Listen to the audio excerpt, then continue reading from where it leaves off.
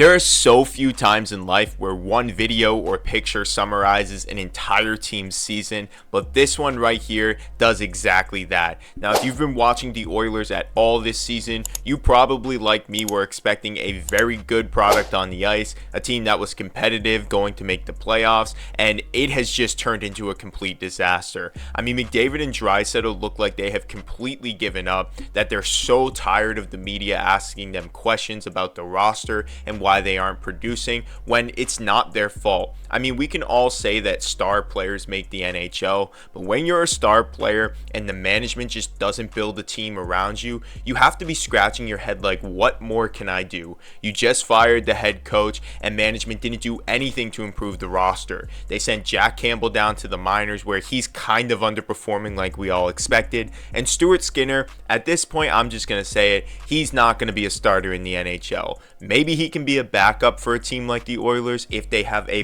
better number one, but for some reason, the way the Oilers are relying so heavily on him and not doing anything to improve at that position, it just blows my mind. You have guys like Binnington, Jake Allen, and even UC Saros who would probably be a way better option than him, but you've done nothing to make a trade for those guys. And if I'm the Oilers GM right now, I'm making a call to the Sharks and saying, what do you want to take that Darnell Nurse contract? This guy just isn't going to be a number one D-man in the NHL, and that contract is preventing you from improving your defense. Now, if you're the Oilers, you really have to be worried, not just because you're going to miss the playoffs, but if you do miss the postseason, Connor McDavid isn't going to keep signing with this team. I know people like to believe that, but both him and Draisaitl's contracts are going to be up, and if you can't produce a roster that can at least make the playoffs, why should we expect him to stay in Edmonton? He has no reason to be there. He has no loyalty outside of being drafted there. He's not from Edmonton, so I think they really need to figure this out because